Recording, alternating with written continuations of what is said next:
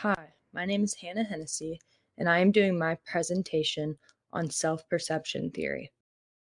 As we know, self perception theory is how people learn about their own attitudes and character traits by observing their own behavior.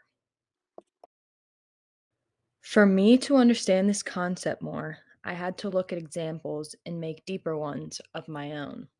So, as I looked into it, an example I found was that if someone was asked if they like pasta, the person might not realize how much they do or do not like pasta until they sit and think about how much they really eat it. So, if someone sat back and thought about how much they ate pasta in the past month and they did it 20 days out of 30, then they'd think that they really do like pasta. If someone did not eat it, they would come to the conclusion that they do not. Someone simply asking a question like, do you like pasta or do you like a type of music, makes you think about yourself and then it dictates your answer. An example for me would be that someone once asked me if I enjoyed school. As I sat and thought deeply about it, I realized I do enjoy school. It's getting me somewhere that I want to be and that I don't mind the work or going to classes. But another time, someone asked me if I hated school. When I thought deeper about this, I realized that I might hate school. I don't enjoy it that much, and I don't love going to class. So for me, it's almost crazy that two separate questions had me thinking two separate things about myself. Do I hate school or do I love school? The questions dictated how I felt about these. A big argument when it comes to the self perception theory is that our sense of ourselves is more social than individual, saying that your traits that you think of yourself come from a more social standpoint than what you yourself thinks. I thought about this deeply. I think as time goes on, society definitely changes your perspective on yourself. Taking me as an example, my name is Hannah Hennessy. I believe that I am funny, strong, hardworking, and an introvert. I also think of myself as a psych major, a daughter, a friend, a sister, or a soon to be speech pathologist.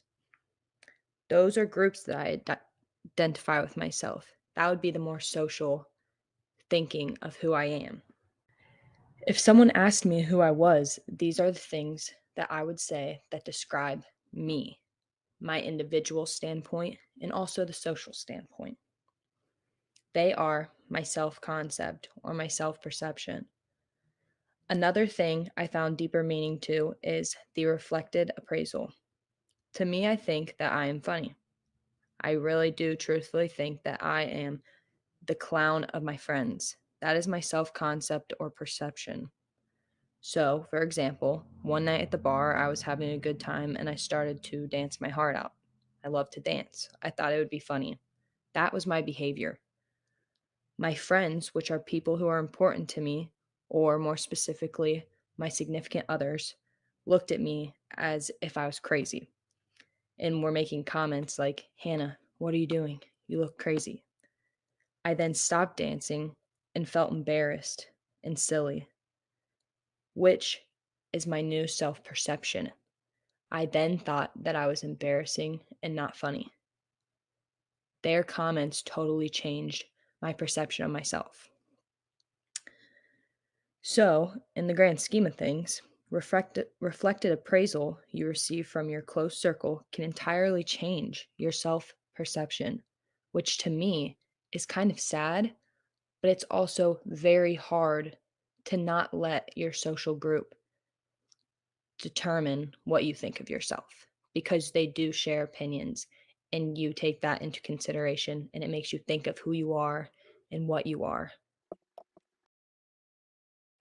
My deeper conclusion that I pulled from this is although it is called self perception, I believe it is mainly social and self related.